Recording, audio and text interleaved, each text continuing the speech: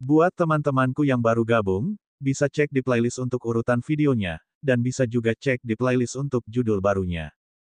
Bab 1236, Kedatangan Buddha Awan. Rumah Tingsue tidak hanya ada di wilayah dingin, tetapi juga di wilayah Zongyun. Dalam 6 bulan terakhir, jumlah orang hebat yang direkrut oleh keluarga Tingsue di kedua wilayah mungkin telah mencapai tingkat yang mengerikan. Jika mereka datang untuk menyelamatkannya, apa saja 9 pintu batu itu? Dia bahkan bisa menerobos kediaman Pangeran Liang. Ini adalah keyakinan Xia Qingchen. Kebencian surga Tawa Chen berakhir tiba-tiba. Dia menatap Xia Qingchen dengan tatapan yang sangat dalam dan bertanya dengan sungguh-sungguh, "Kamu, siapa kamu?" Seseorang berbakat yang merupakan setengah master roh level 4, seorang alkemis Grandmaster, dan memiliki kekuatan yang sebanding dengan alam pertama. Bagaimana bisa ada orang yang begitu luar biasa di dunia ini? Ketika dia tidak mendapat jawaban dari Xia Qingchen, Tianhen Chen mendongak ke langit dan mendesah. Aku tidak muncul di dunia selama 20 tahun, dan dao besar dunia manusia telah terbalik. Saat dia masih mendominasi dunia, bagaimana bisa ada bakat muda yang luar biasa seperti Xia Qingchen? Sambil menatap punggung Xia Qingchen, dia menutup mulutnya dan diam-diam menunggu datangnya kekuatan yang dibicarakan Xia Qingchen. Dia ingin melihat kekuatan macam apa yang akan datang menyelamatkan Xia Qingchen. Pada waktu itu, di kota Liangzhu, tidak, di seluruh Liangjing, ombak sedang bergulung-gulung. Di sebelah utara adalah daratan bersalju, dan di sebelah selatan adalah Jiuli. Dari para pedagang asongan, anak berusia 3 tahun hingga Pangeran Liang sendiri, semua orang terjebak dalam badai besar. Alasannya tidak lain adalah, Xia Qingchen. Fakta bahwa dia telah dipenjarakan oleh Pangeran Liang dan sedang diinterogasi atas kejahatannya bagaikan gempa bumi prasejarah yang mengguncang 108 wilayah kekuasaan kerajaan Liang. Tidaklah berlebihan jika menggambarkannya sebagai keributan. Siapakah Xia Qingchen? Dia memblokir Zongyun sejauh 30.000 mil ke utara dan membunuh 1 juta musuh, menciptakan keajaiban dalam sejarah Perang Tiga Alam. Mereka memasuki wilayah tengah launan dari selatan, menangkap para anggota suku 10 suku pendeta agung, dan menyelamatkan puluhan ribu wanita Liang. Dia bukan dewa di surga, melainkan dewa rakyat jelata, rakyat di wilayah sejuk.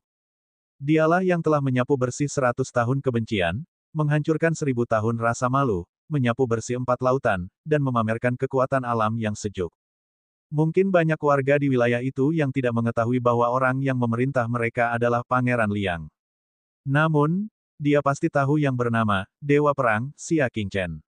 Namun, Dewa Perang yang begitu legendaris, sosok legendaris yang hampir menjadi sebuah agama, telah ditangkap dan dipenjarakan oleh Pangeran Liang. Untuk sementara waktu, ribuan gelombang diaduk. Warga kota Liangzhu dan warga di daerah lain semuanya marah.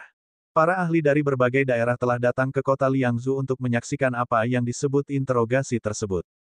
Hanya dalam beberapa hari saja, ratusan ribu pakar telah menyerbu kota Liangzhu, memenuhi semua penginapan di kota itu. Peningkatan jumlah pembangkit tenaga listrik secara tiba-tiba telah membawa jaminan sosial yang besar ke kota Liangzhu. Para penjaga kota sudah tidak mampu lagi menjaga ketertiban, dan sebagai upaya terakhir, Komandan Legiun Pelindung Kota Xianhu secara pribadi mengambil alih komando dan memimpin daerah militer ke dalam kota untuk membantu. Pangeran Liang telah mengeluarkan dekrit untuk menenangkan rakyat, dengan mengatakan bahwa Xia Qingchen telah berkolusi dengan bulan gelap terlebih dahulu dan akan diadili secara adil. Akan tetapi, hal itu tetap tidak dapat menghentikan massa yang terus membludak. Mereka semua datang ke pintu masuk kediaman Pangeran Liang, berteriak dan memohon, dengan keras meminta agar Xia Qingchen dibebaskan. Di tengah keributan besar itu, Pangeran Liang telah menderita frustrasi selama beberapa hari. Akhirnya, ia memutuskan untuk menangani masalah itu secepat mungkin untuk mencegah komplikasi. Kepala istana, Komandan Xi telah membawa informasi terbaru. Yan Qing dalam kesulitan besar dan menyerahkan serangkaian informasi baru. Dalam beberapa hari terakhir, sejumlah besar pembangkit tenaga listrik telah mengalir ke kota Liangzhu setiap hari, menyebabkan tekanan besar. Lakukanlah apa yang menurutmu baik, jawab Pangeran Liang dengan tidak sabar. Kali ini, hukuman penjara Xia Qingchen jauh lebih serius daripada saat ia ditempatkan di tahanan rumah di kediaman Wang. Terakhir kali, hanya sebagian kecil warga kota Liangzhu yang berpartisipasi. Akan tetapi, berita tentang Xia Qingchen yang dipenjara menyebar ke seluruh wilayah dingin dengan kecepatan kilat, menyebabkan keributan besar. Jika situasi tidak segera tenang, seluruh wilayah dingin akan terguncang. Karena itu, dalam beberapa hari terakhir, hampir setiap waktu dupa, akan ada informasi pengawasan baru yang dikirimkan kepadanya. Tetapi Pangeran Liang, kali ini berbeda. Anak buah komandansi telah mendeteksi sejumlah besar ahli tak dikenal dari alam awan tengah berkumpul di sini.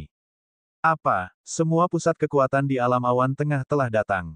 Pangeran Liang segera menerima laporan itu. Setelah sekilas pandang, alisnya berkerut dalam. Menurut intelijen, sedikitnya 10.000 orang kuat tak dikenal berjubah hitam memasuki kota dalam waktu yang dibutuhkan untuk membakar dupa. Terlebih lagi, pembangkit listrik serupa masih terus memasuki kota dalam aliran yang tiada habisnya. Ekspresi Yan Qing menunjukkan sedikit kecemasan, dan bibirnya bergerak. Pangeran Liang, mengapa kamu tidak membiarkan Xia Qingchen pergi? Jika tidak, aku khawatir itu akan menjadi bencana. Jika Pangeran Liang menjatuhkan hukuman mati pada Xia Qingchen, sulit diprediksi apakah akan ada begitu banyak ahli dengan asal-usul tidak diketahui di kota yang akan mengambil kesempatan untuk membuat masalah. Jika tidak ditangani dengan baik, bisa jadi akan menimbulkan kekacauan besar. Apa? Raja ini bahkan tidak bisa mengeksekusi tersangka yang berkolusi dengan bulan gelap. Pangeran Liang membuang laporan itu dan mendengus dingin. Sampaikan perintahku. Kerahkan 9 wilayah militer lain dari Korps Pengawal Kota untuk menjaga setiap sudut kota Liangsu. Aku akan melihat siapa yang berani memberontak. Pasukan berkekuatan 1 juta orang yang berbaris memasuki kota adalah sesuatu yang belum pernah terjadi sebelumnya. Semakin banyak orang di dunia menentangnya, semakin besar pula keinginan Pangeran Liang untuk mengeksekusi Xia Qingchen. Daya tariknya terlalu kuat dan dia harus disingkirkan. Ayo berangkat. Pangeran Liang berangkat, memimpin bawahannya yang terpercaya dan 8 penguasa istana menuju Istana 6 Kipas. Penguasa istana dari 6 istana kipas terbang ke udara untuk menyambut mereka. Sudah ada lautan manusia di pintu masuk, begitu padatnya sehingga setetes air pun tidak bisa menetes. Tidak ada cara untuk melewatinya. Matanya juga dipenuhi kekhawatiran. Dalam interogasi hari ini, satu kesalahan penanganan saja akan menyebabkan bumi berguncang dan gunung-gunung berguncang. Pangeran Liang, Anda harus tenang. Raja Liang tiba di halaman tengah Istana 6 Kipas, tepat di atas jantung api penyucian, dan menginterogasinya secara pribadi. 6 penggemar Palace Lord, bagaimana interogasi Xia Qingchen yang berkolusi dengan Dark Moon? Dia sengaja meninggikan suaranya agar semua orang bisa mendengarnya. 6 penggemar Palace Lord berada dalam posisi yang sulit, melapor kepada Palace Lord. Fakta-faktanya tidak jelas. Saya tidak dapat menuntut Xia Qingchen atas kejahatan kolusi. Dia tidak punya pilihan lain selain mengulur waktu. Akan tetapi, waktu yang dapat ia tunda adalah sampai di sini. 6 penggemar Palace Lord, kalian benar-benar mengecewakanku. Dia sudah lama tidak senang dengan sikap protektif Palace Lord terhadap Xia Qingchen. Raja ini akan menginterogasinya secara pribadi. Walaupun dia berkata itu adalah interogasi, dia tidak berniat membawa Xia Qingchen keluar dari hati api penyucian untuk menginterogasinya secara langsung. Bagaimana jika Xia Qingchen muncul dan memanggil banyak ahli di luar sana, lalu memulai pemberontakan? Bagaimana mereka akan mengakhirinya? Dia berbicara dengan penuh rasa keadilan. Pangeran dan Lian ini telah melihatnya dengan mata kepala sendiri. Xia Qingchen menggunakan hak istimewanya untuk membebaskan iblis bermata ungu, seorang penjahat yang dicari dari bulan gelap. Buktinya meyakinkan. Suaranya sengaja diperkuat sehingga semua orang di luar dapat mendengarnya. Liang Wang, biksu malang ini punya sesuatu untuk dilaporkan. Sebuah suara hangat namun keras terdengar dari luar pintu. Seorang sesepuh beralis putih berjubah biksu putih menerobos rintangan yang dihadapi oleh 6 kepala istana penggemar dan memaksa masuk ke halaman tengah. Siapa yang berani mengganggu Pangeran Liang? Tuan Istana Feng menegur dengan dingin. Lelaki tua beralis putih itu menempelkan kedua telapak tangannya. Biksu malang ini adalah kepala biara kuil Jing Yuan Zhen di pegunungan bulan surgawi.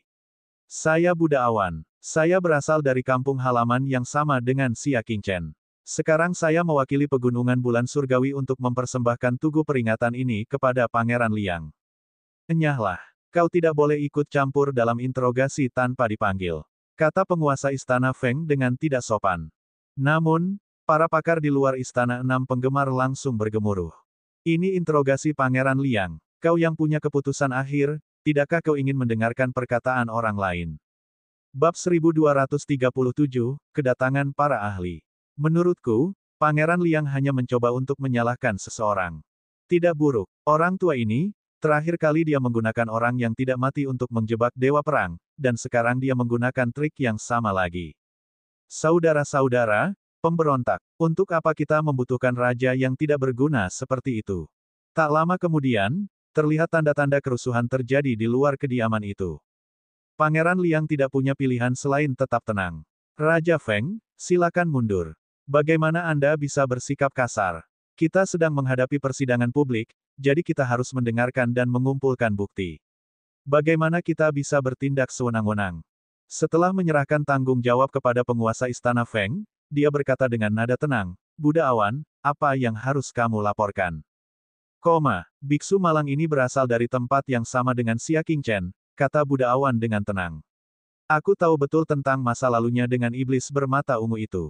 Di masa lalu, iblis bermata ungu menyamar sebagai mutiara bulan dan tinggal di Sekte Nebula bersama Xia Qingchen. Keduanya telah menjalin persahabatan yang baik karena hal ini. Sekarang, iblis bermata ungu itu dalam kesulitan. Sebagai teman masa lalu, Xia Qingchen menghargai persahabatan dan kebenaran. Wajar saja jika dia membantunya. Selain itu, biksu malang ini dan mantan sektenya dapat menjadi saksi. Jumlah ahli dari bulan gelap yang dibunuh Xia Qingchen di Sky Moon Ridge terlalu banyak untuk dihitung. Dia bahkan telah menggagalkan rencana bulan gelap berkali-kali. Dia jelas tidak berkolusi dengan bulan gelap.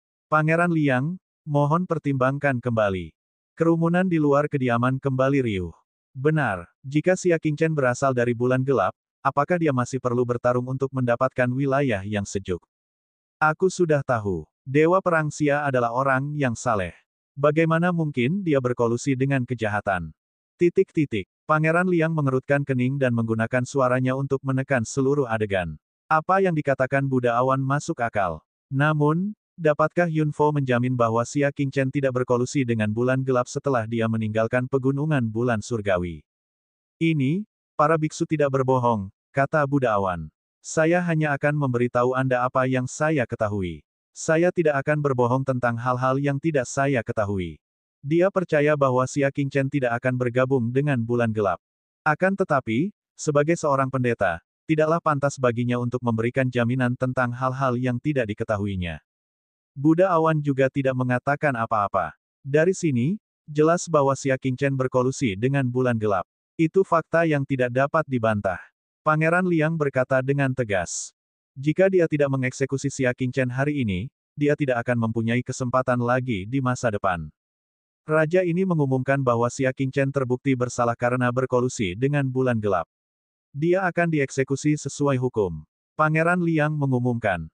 Ayah, mohon tunggu. Putri Komandan Yanyu melangkah ke tengah kerumunan, diikuti oleh para pangeran dan putri lainnya, kecuali Pangeran ke-9. Mereka berlutut di depan Xia Qingchen serempak. Yanyu, apa yang kau lakukan di sini? Pangeran Liang berkata dengan muram. Dia jelas telah menempatkan Putri Yanyu dalam tahanan rumah. Siapa yang membiarkan dia keluar? Terlebih lagi, dia membawa semua pangeran dan putri. Aku, saudaramu, dan saudarimu, memohon kepada ayahmu untuk mengampuni Xia Qingchen demi negara. Putri Komandan Yanyu dan saudara-saudaranya di belakangnya bersujud.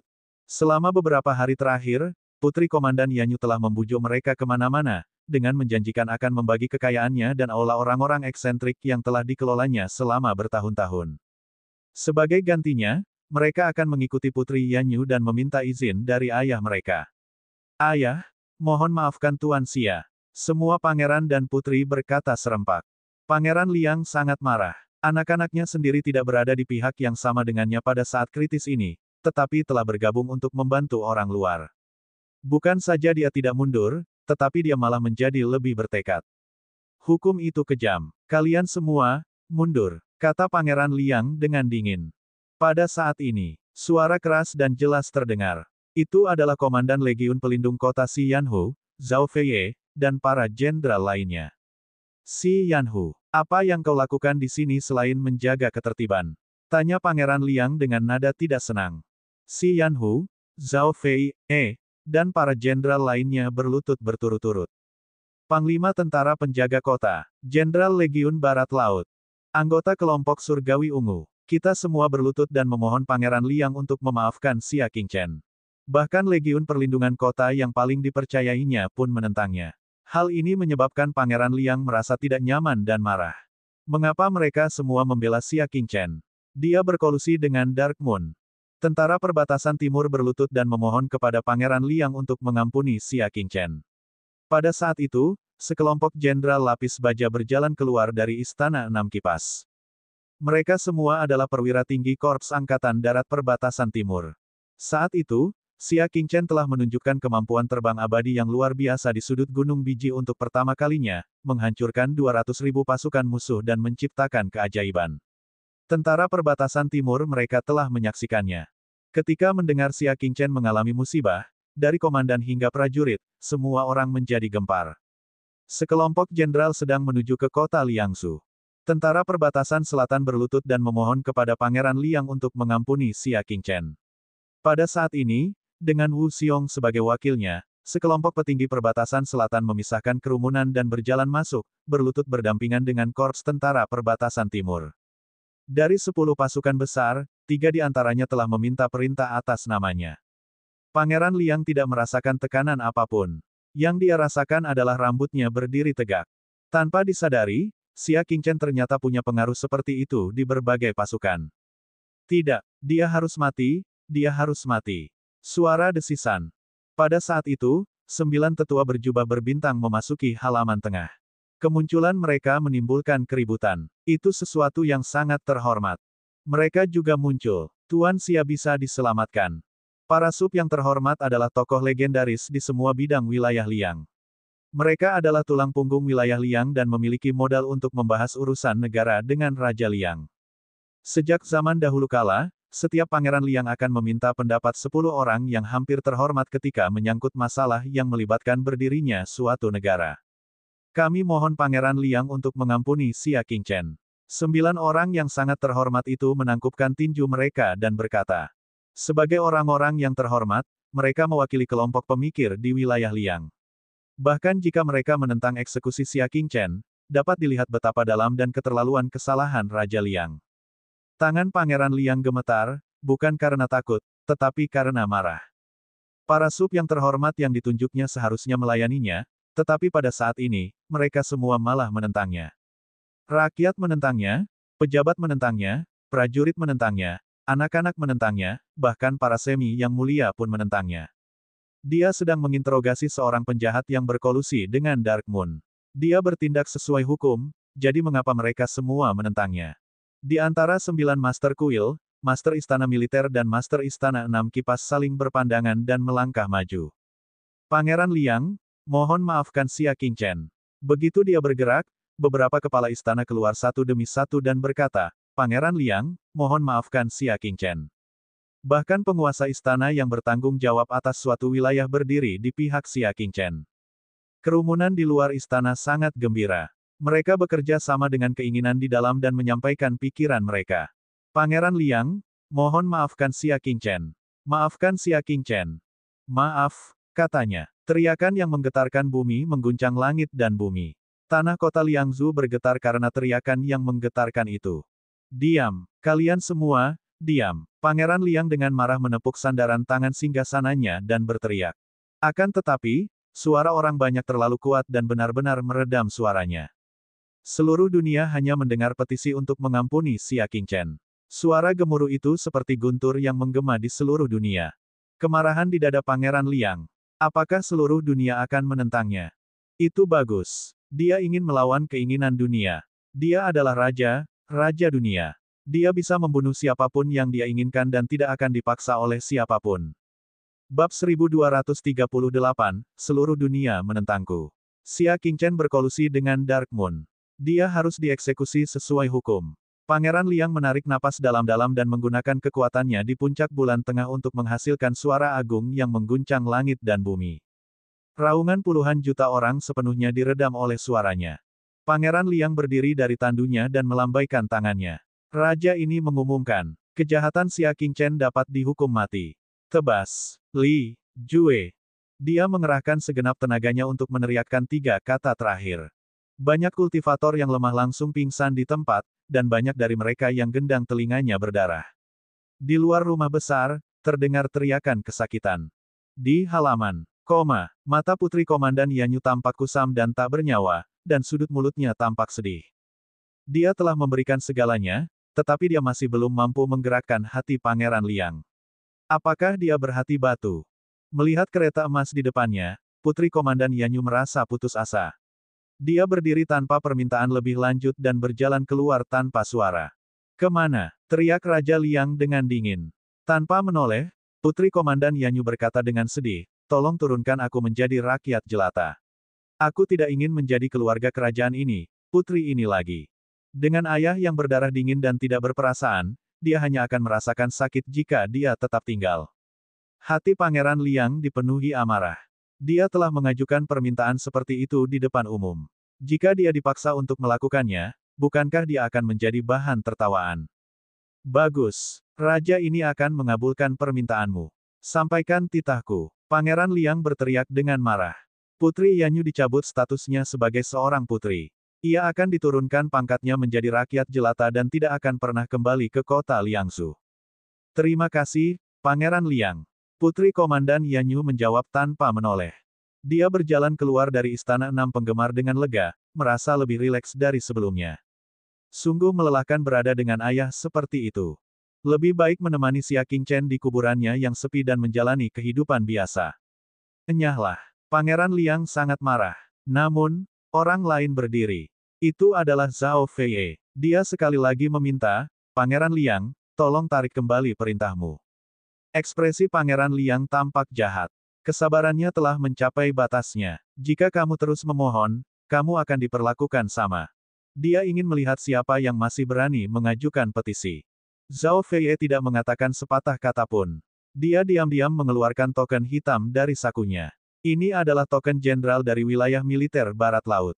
Saya mengundurkan diri dari jabatan saya sebagai Jenderal Northwest dari Legiun Pelindung Kota." Dia meletakkan token itu di tanah.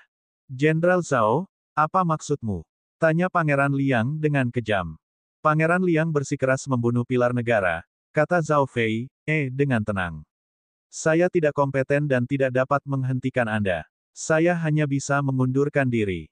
Dia rela mengundurkan diri demi Xia Qingchen. "Bagus. Raja ini juga akan memenuhi keinginanmu." Pangeran Liang tidak ragu-ragu dan mengambil kembali token itu. "Perintah. Zhao Fei, harus dikeluarkan dari militer dan tidak boleh dipekerjakan lagi. Bukankah dia hanya seorang jenderal? Di wilayah Liang yang begitu luas, ada banyak sekali orang bertalenta, jadi bagaimana mungkin dia tidak menemukan penggantinya?" Namun, begitu dia selesai bicara, Xi Yanhu melangkah maju dan juga diam-diam meletakkan token giok putih. "Itu perintah komandan. Saya, Xi Yanhu, mengundurkan diri dari jabatan saya sebagai komandan pasukan pelindung kota." Ucap Xi Yanhu dengan tenang. Tindakan Raja Liang telah mengecewakannya berkali-kali. Sekarang dia bertindak atas kemauannya sendiri dan bertekad untuk membunuh satu-satunya dewa perang di wilayah Liang, dia tidak tahan lagi. Penguasa yang tidak cakap seperti itu tidak layak memperoleh perlindungannya. "Apa?" Pangeran Liang akhirnya tergerak. Xi Yanhu pernah menjadi dewa perang nomor 1 di wilayah Liang. Dalam hal penggunaan pasukan dalam pertempuran, semua komandan lebih rendah darinya. Bahkan dia harus mengundurkan diri. Yan Qing juga cemas, dan dia diam-diam mengirimkan suaranya, "Pangeran Liang, cepat tarik kembali perintah itu. Selagi masih ada ruang untuk membalikkan keadaan, jika tidak, bencana besar akan datang." Namun, Pangeran Liang telah berulang kali bertindak sewenang-wenang, menempatkan dirinya pada titik di mana ia tidak punya pilihan selain menembak. Tidak ada jalan kembali.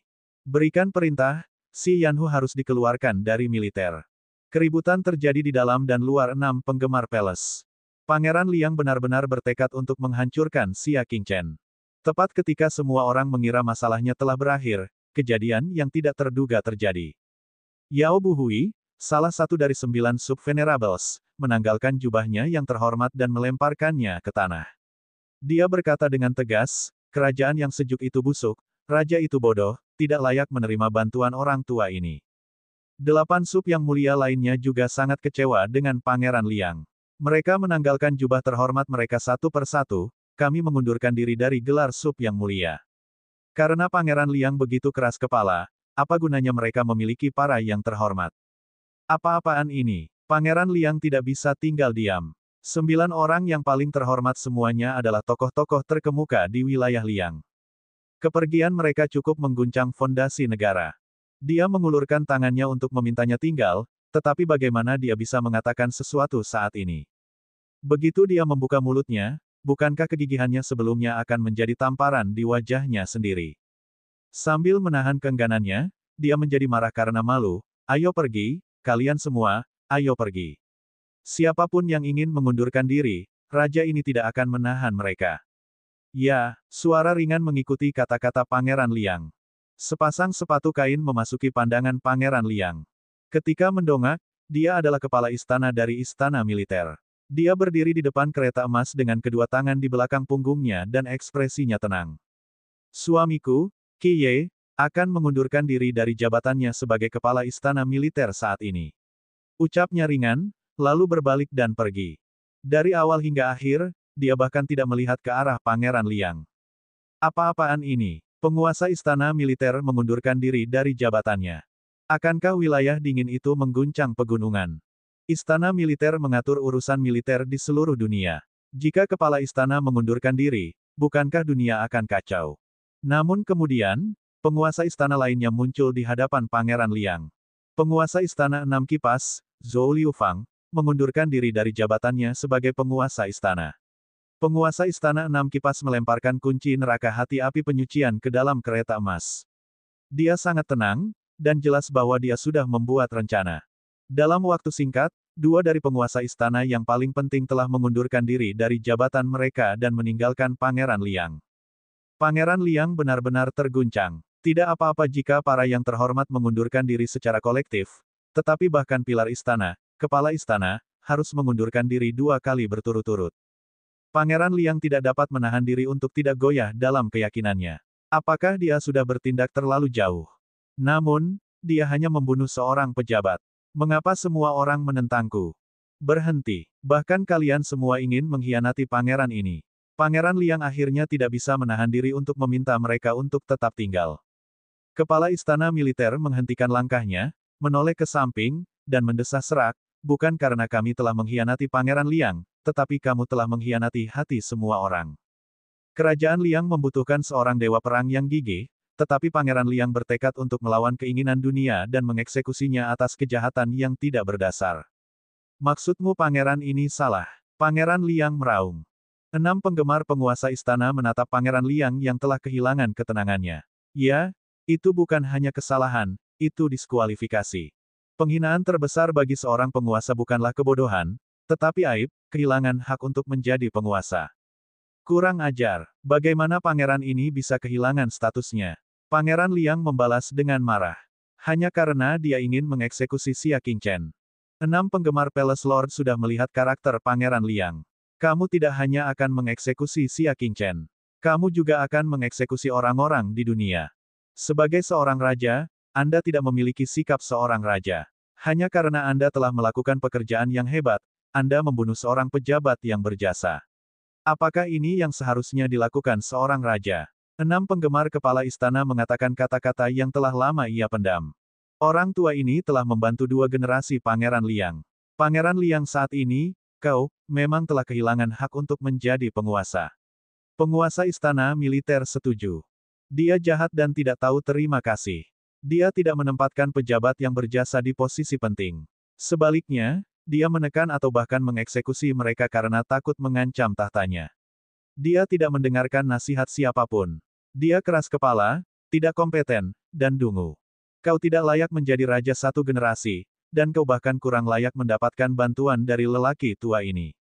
Bab 1239, diam-diam menyesali. 2 penguasa istana dari istana militer telah mengkritik Pangeran Liang di depan semua ahli dari berbagai daerah, mengungkap sifat aslinya. Dengan Pangeran Liang yang selalu waspada terhadap orang-orang berbakat, siapa di dunia ini yang berani menampilkan bakat mereka sepenuhnya? Akhir cerita Xia Qingchen adalah contoh terbaik. Kalian semua terus mengatakan bahwa Xia Qingchen telah melakukan perbuatan baik. Namun, semua pujiannya diberikan oleh raja ini. Pangeran Liang menepuk sandaran tangan dan berteriak dengan keyakinan. Tanpa wilayah kekuasaan pangeran yang luas ini, apakah dia, Xia Qingchen, dapat tumbuh dengan aman dan menjadi manusia? Tanpa pangeran ini merekrut orang-orang berbakat, apakah dia, Xia Qingchen, akan mampu memasuki istana militer dan menunjukkan bakatnya? Petik 2. Tanpa pangeran ini yang mempercayakan tugas penting seperti itu padanya, apakah dia, Xia Qingchen, akan mampu menaklukkan dan menciptakan keajaiban? Petik 2. Semua yang dimilikinya diberikan kepadanya oleh raja ini. Tanpa raja ini, dia bukan apa-apa. Raungan seraknya mengungkapkan niat sebenarnya Pangeran Liang, semua orang berbakat adalah budaknya. Akan tetapi, dia sama sekali mengabaikan fakta bahwa tanpa Xia Qingchen, wilayah kekuasaannya yang sejuk sudah lama hilang, dan rakyatnya akan terjerumus ke dalam kesengsaraan dan penderitaan. Di mana dia akan memiliki kesempatan untuk berteriak dan mengklaim semua penghargaan. Kepala istana dari Istana Kekayaan, mengundurkan diri dari posisi kepala istana. Kepala istana yang bertanggung jawab atas keuangan dunia menghela nafas dan berjalan keluar. Dia telah bekerja keras sepanjang hidupnya, tetapi di mata Pangeran Liang, dia tidak lebih dari sekadar orang yang bukan apa-apa. Kepala istana, singkirkan jabatan kepala istana. Kepala istana, yang bertanggung jawab atas tata krama dunia, menggelengkan kepalanya. Pangeran Liang adalah panutan dunia, tetapi dia sangat tidak baik dan sombong. Dia benar-benar tidak punya harapan untuk mendidik rakyat. Penguasa istana-istana Suci Zi, mengundurkan diri. Penguasa istana, yang mengendalikan transportasi dunia, juga sangat kecewa. Ia tidak ingin Pangeran Liang mengatakan kepadanya bahwa ia bukanlah apa-apa tanpa dirinya. 3 kepala istana mengundurkan diri dari tugasnya dan pergi bersama para kepala istana dari istana militer dan 6 kepala istana penggemar. Pangeran Liang, yang sudah terbakar amarah, benar-benar marah. Enyahlah. Kalian semua enyahlah demi raja ini. Siapa dia, Xia Qingchen? Apakah dia layak membuat pangeran ini mundur selangkah? Biar ku beritahu, bahkan jika semua orang di dunia harus pergi, raja ini akan tetap membunuh Xia Qingchen. Dia membanting sandaran tangan dan berteriak, saya umumkan. Xia Qingchen akan dieksekusi. Kerumunan itu marah, tetapi yang membuat mereka semakin marah adalah bahwa Pangeran Liang benar-benar telah mengubah keputusannya. Pada saat yang sama, kejahatan Xia Qingchen terlalu besar. Sudah sepantasnya baginya untuk memusnahkan seluruh klannya. Orang-orang, tangkap ayah, bibi, saudara, dan guru Xia Qingchen. Aku akan memenggal kepala mereka semua. Apa? Kelima kepala istana berbalik serentak, mata mereka terbelalak karena marah. Apakah Pangeran Liang sudah gila? Dia tidak hanya ingin mengeksekusi Xia Qingchen, dia bahkan ingin memusnahkan seluruh klannya. Lakukan sekarang juga, siapapun yang mencoba menghentikannya akan diblokir. Bunuh. Ayo. Pangeran Liang meraung gila. Dia tidak percaya bahwa dia tidak bisa menyingkirkan Wan Xiaoqi yang lemah. Ini gila. Pangeran Liang benar-benar sudah gila. Saudara-saudara, apa yang kalian tunggu? Hak apa yang dimiliki raja yang dipermalukan untuk terus memerintah kita? Kerusuhan akan terjadi pada sentuhan pertama. Namun, pada saat ini, sosok yang tinggi dan kokoh melompat ke atap halaman tengah dan berteriak, kasihanilah. Semua orang menoleh dan segera mengenali asal-usulnya dari tubuhnya yang aneh dan kekar. Orang-orang dari Launan. Pendatang baru itu membawa kapak perang di punggungnya dan berkata dengan wajah serius, sampaikan titah Raja Launan. Perintahkan wilayah yang sejuk untuk membebaskan Xia Qingchen. Kalau tidak, saat pasukan mendekat, bahkan seekor ayam atau anjing pun tidak akan dibiarkan hidup. Sambil berbicara, dia melemparkan sepotong kulit binatang. Di atasnya, tertulis beberapa kata besar dan tajam dengan darah. Lepaskan mereka segera, atau aku akan membantai semua orang di wilayahmu. Dia melakukan apa yang dia katakan. Nu Tianyi. Surat darah itu melayang di udara, menarik perhatian semua orang. Terutama ketika dia melihat 3 kata terakhir, Nu Tianyi, itu bahkan lebih menyeramkan. Orang-orang di wilayah dingin telah mendengar nama besar Nu Tianyi. Dia adalah penasihat militer wilayah Launan dan seorang kaisar tertinggi yang memegang janjinya. Karena dia bilang akan membantai seluruh alam keren ini, dia tidak akan menarik kembali kata-katanya. Yang lebih mengejutkan semua orang adalah bahkan Raja Launan secara pribadi telah meminta agar Xia Qingchen membebaskannya. Orang harus tahu bahwa Xia Qingchen adalah dewa perang dari alam dingin, ancaman besar bagi Launan. Namun meski begitu, saat Nu Tianyi mengetahui Xia Qingchen telah dipenjara, dia tetap marah dan menuntut agar Xia Qingchen dibebaskan. Apa itu pesona pribadi? Itu dia. Dia begitu berkuasa sehingga musuh-musuhnya mengaguminya dan tidak ingin dia menderita. Pangeran Liang mengepalkan tinjunya. Kerajaannya sendiri menentangnya, dan begitu pula musuh-musuhnya. Akan tetapi, bagaimana dia bisa tunduk pada ketetapan Nutianyi? Dia adalah Pangeran Liang, penguasa suatu kerajaan. Enyahlah.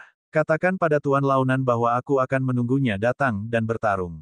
Pangeran Liang mengabaikan kenyamanan alam yang sejuk itu dan meraung dengan sikap sok benar. Namun, begitu gemuruh itu berakhir, sejumlah besar bunga tiba-tiba jatuh dari langit. Beberapa pembangkit tenaga listrik yang kekuatannya tidak diketahui membawa sedan yang terbuat dari bunga segar dan melintasi kehampaan. Rumah salju yang mengapung itu terlihat samar-samar.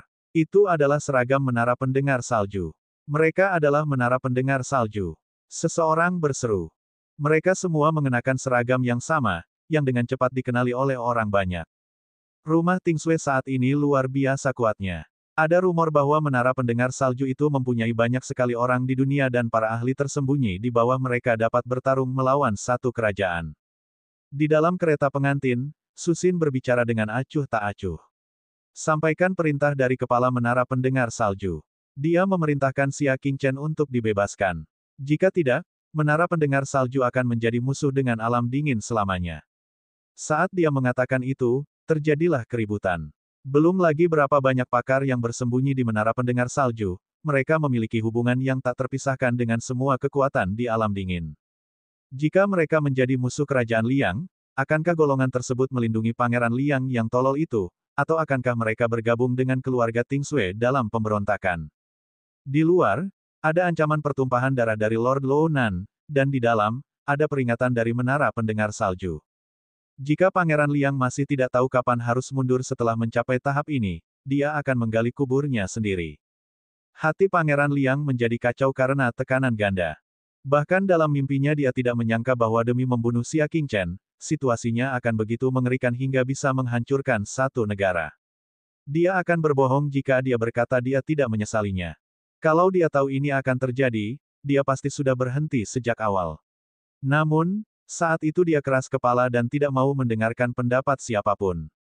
Sekarang, sulit baginya untuk mundur. Jika dia menyerah, maka harga dirinya akan hancur total dan dia tidak akan lagi berhak menjadi raja di alam sejuk. Karena itu dia hanya bisa bersikap pantang menyerah sampai akhir. Kalau begitu, katakan pada kepala menaramu untuk melihat apakah raja ini akan mati lebih dulu atau dia yang akan mati. Pangeran Liang meraung marah. Dia ingin bertarung sampai akhir, untuk menjadi musuh semua orang di dunia. Akan tetapi, aumannya tidak bertahan lama. Sekelompok burung hitam aneh terbang dari cakrawala, membentuk awan gelap yang menutupi separuh kota Liangsu. Di antara kawanan gagak itu, sebuah peti mati berwarna hitam melayang di udara saat kawanan gagak itu berputar. Dari dalam, terdengar suara dingin dan menyeramkan yang membuat orang menggigil. Pangeran Liang, penguasa bulan kegelapan memintaku untuk menyampaikan sebuah pesan. Dia ingin aku membebaskan Xia Qingchen atau membunuh semua keturunan keluarga kerajaanmu. Mendesis. Kulit kepala semua orang menjadi mati rasa. Orang yang datang sebenarnya adalah elit bulan tengah dari bulan gelap, dan bahkan penguasa bulan gelap ingin melindungi Xia Qingchen. Demi hal ini, dia tidak segan-segan membunuh seluruh keturunan keluarga kerajaan. Orang harus tahu bahwa hal yang paling menakutkan tentang Dark Moon adalah para pembunuhnya yang suka menyerang. Siapapun yang menjadi target mereka akan mati secara tidak wajar. Dia tidak pernah gagal sejak zaman dahulu. Bab 1240, Sambutan Mewah. Para putri dan pangeran semuanya bingung dan memohon kepada Pangeran Liang. Karena keadaan sudah seperti ini, lebih baik baginya untuk segera melepaskan Xia Qingchen. Tidak ada gunanya menahan serangan Tuan Lounan, penguasa menara pendengar salju dan penguasa bulan gelap sendirian. Diam. Suara Pangeran Liang terdengar keras dan jelas, dan dia tampak sudah gila. Kembalilah dan beritahu Tuan Bulan Gelapmu bahwa keluarga kerajaan penuh dengan darah dan tidak akan pernah menyerah pada siapapun. Sekarang keadaan sudah seperti ini, dia hanya bisa bertahan sampai akhir dan tidak pernah berkompromi dengan siapapun. Bagaimanapun, itu hanya ancaman lisan. Dia tidak percaya bahwa ancaman mereka akan menjadi kenyataan setelah Xia Qingchen terbunuh. Seperti kata pepatah, bunuh 1000 musuh tetapi kehilangan 800 musuhmu sendiri. Mereka secara terbuka memusuhi wilayah dingin, jadi mereka harus siap menghadapi kerugian besar. Dia tidak percaya bahwa kekuatan besar itu akan melakukan pengorbanan sebesar itu demi Xia Qingchen yang sudah mati. Mungkin itu hanya ancaman verbal. Begitu Xia Qingchen meninggal, mereka akan menganggapnya seolah-olah tidak terjadi apa-apa. Namun, sebagai seorang pembunuh, tawar yang bergema di antara langit dan bumi, Liang Wang. Aku sudah lama tidak melihatmu, tapi kau masih saja tidak berguna. Orang-orang dari bulan gelap benar-benar datang untuk mencari kita. Di dunia ini, jumlah orang yang berani mengatakan bahwa Pangeran Liang tidak berguna dapat dihitung dengan jari. Dengan mata telanjang, mereka melihat awan putih mendekat dari cakrawala. Ketika awan putih tiba, semua orang terkesiap. Itu bukan awan. Itu jelas kawanan burung dan sosok manusia. 1000 burung bangau putih yang langka, 1000 elang putih yang tiada taraf, 1000 kuda iblis putih yang langka, dan 1000 kereta mewah seputih salju. Setiap burung bangau, elang, dan kuda iblis memiliki bulu seputih salju. Bahkan tidak ada sedikit pun warna. Untuk menemukan begitu banyak binatang iblis berwarna murni, mereka harus menggunakan kekuatan seluruh negeri. Yang lebih mengejutkan lagi adalah bahwa di punggung setiap binatang iblis itu terdapat satu orang cantik yang tak ada duanya. Mereka memiliki paras yang luar biasa dan tubuh yang tinggi. Siapapun dari mereka akan menjadi wanita cantik yang langka di negara ini. Pada saat ini, mereka semua berpakaian putih, tersenyum, dan memegang artefak nirvana di tangan mereka. Kemewahan yang belum pernah terjadi sebelumnya ini mengejutkan hati setiap orang dan membuat mereka merasa tercekik. 13 binatang iblis yang berada paling depan terbang di udara dan mendarat di 13 elit bulan tengah. Orang yang memimpin memiliki mahkota tinggi dan sabuk giok. Ia memiliki penampilan yang agung dan mengenakan jubah hitam bertahtakan emas yang berkibar tertiup angin. Ketika melihatnya, Pangeran Liang berseru kaget, "Kena awan, Raja." Dia tidak percaya bahwa Raja Zongyun benar-benar memimpin 12 elit bulan tengah secara langsung. Ini adalah ibu kota wilayah dingin, dan sebagai Raja negeri musuh, dia datang sendirian. Dia benar-benar tidak menaruh dunia keren di matanya. "Beraninya kau datang ke wilayahku yang sejuk. Lari!" teriak Pangeran Liang dengan marah. Suara mendesing. Akan tetapi, hanya 4 kepala istana yang menanggapinya. Dibandingkan dengan Raja Zongyun dan 12 elit bulan tengah lainnya, itu merupakan kontras yang mencolok. "Kenapa kalian tidak berani datang?" Mata Raja Zongyun dipenuhi dengan penghinaan yang tak terselubung. "Sekelompok sampah, apakah kalian pikir kalian bisa menahan raja ini di sini?"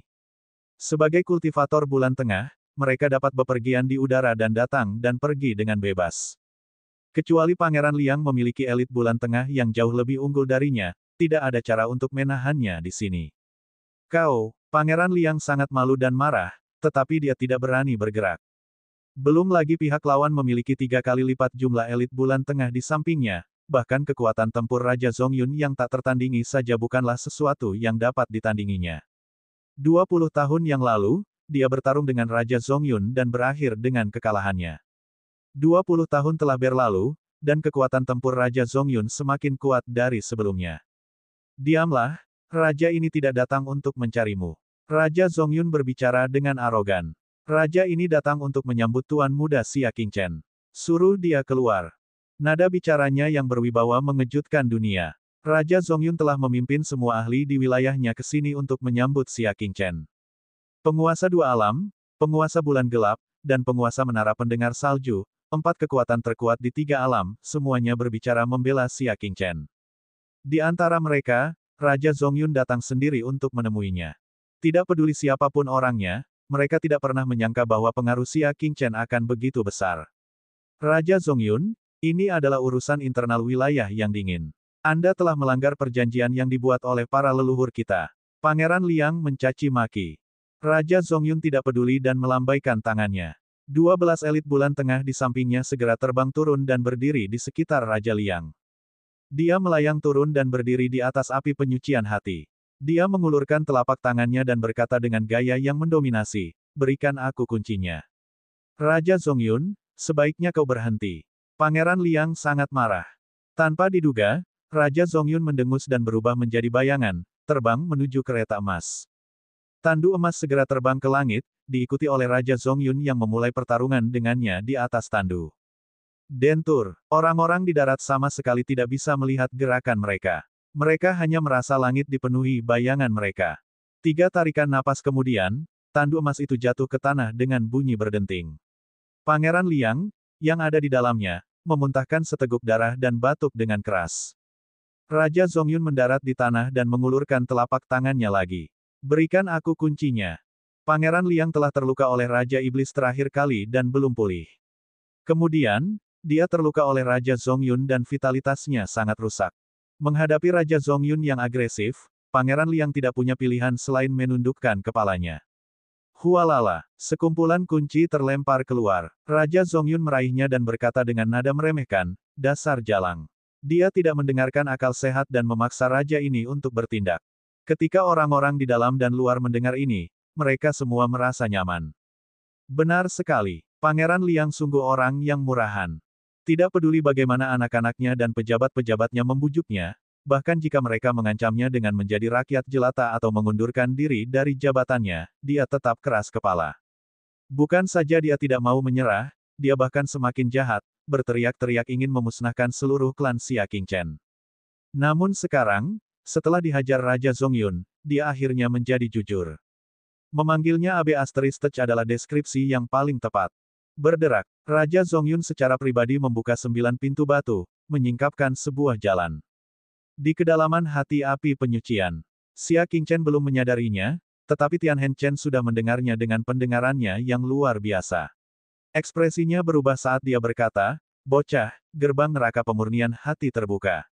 Dia sedikit terkejut, benar-benar seperti yang dikatakan Xia Qingchen. Akan ada seseorang yang datang untuk menyelamatkannya. Lepaskan aku. Chen Tianqi panik. Bocah, lepaskan aku. Aku akan memberikan apapun yang kau inginkan. Xia Qingchen bahkan tidak menoleh ke belakang. Dia berjalan keluar dari kandang dan berkata dengan tenang, kita akan tetap di sini. Dia tidak dapat memastikan apakah pejabat kebencian surgawi itu baik atau jahat. Jika dia adalah penguasa jalan jahat, bukankah menjadi dosa Xia Qingchen jika membiarkannya keluar untuk membantai makhluk hidup?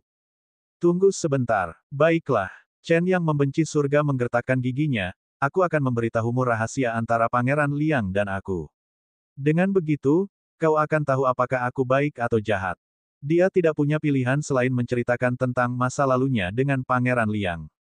Setelah mendengar ini, Xia Qingchen berpikir keras.